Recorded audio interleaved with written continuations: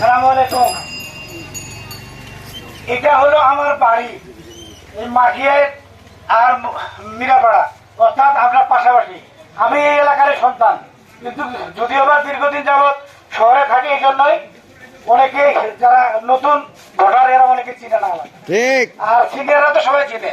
তো যাই হোক, আপনারা সবাই জানেন, দেখেছেন, ফেসবুকেও দেখেছেন, বাস্তবেও দেখছেন যে আমি একটা রাজনৈতিক দলের সভাপতি, গণ অধিকার পরিষদ। তো গণ অধিকার পরিষদ সেই 18 সাল থেকে রাস্তায় নামে কোঠার বিরুদ্ধে আন্দোলন করতে করতে একটা রাজনৈতিক দলে পরিণত হয়।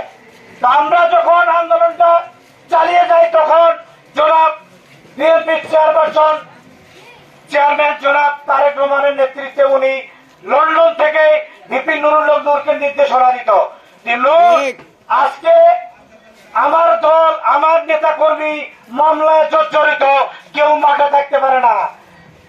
তো এই দেশের হালটা সামনে তোমাকেই ধরতে হবে। তো যাই হোক, আমরা যুগপৎ আন্দোলন একসঙ্গে করে আসছি। এই জন্যই আমাকে অনেকেই ফোন দিয়ে বলে যে ভাই, আপনারা তো এখন নির্বাচন করতে চেয়েছিলেন, এখন তো বিএনপির হয়ে খাটতেছেন কেন? আমার নেতা উনি পটুয়াখালী 3 আসন থেকে নির্বাচন করতেছে, ওখানে বিএনপির অঙ্গ সংগঠন সবাই উনাকে সাপোর্ট দিচ্ছে। দিনাজপুর আসন আমরা ছেড়ে দিয়েছি। এই শরিক দল হিসাবে আমার সদর উপজেলা এবং দিনাজপুর জেলায়, আমি জেলা সভাপতি হিসাবে বলতে চাই, দিনাজপুর জেলায় সদর উপজেলায় আমার যতগুলো কমিটি আছে, গণ অধিকার, ছাত্র অধিকার, যুব অধিকার, প্রত্যেকটা অঙ্গ সংগঠনকে আমার নির্দেশনা দেওয়া আছে।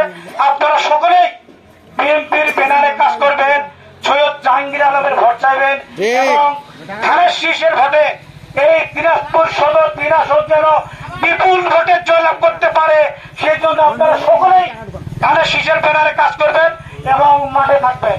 ভোট দিব কিসে? ধানের শীষে।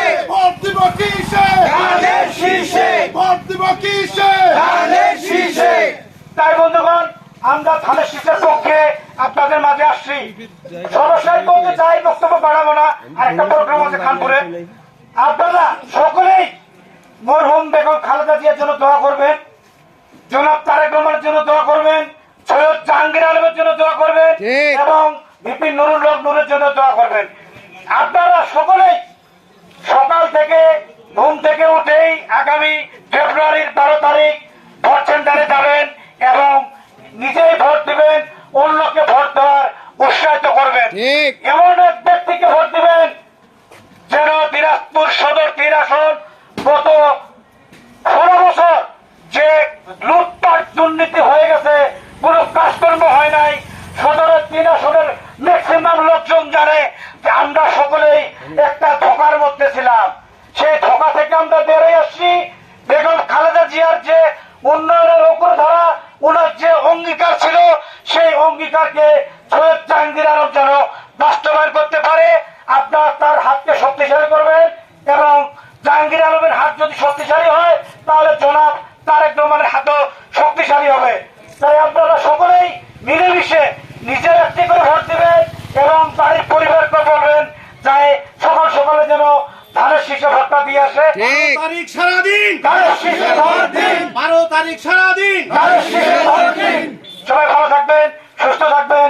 তারেক জিয়া জিন্দাবাদ, জনতার অধিকার আমাদের অঙ্গীকার। আসসালামু আলাইকুম।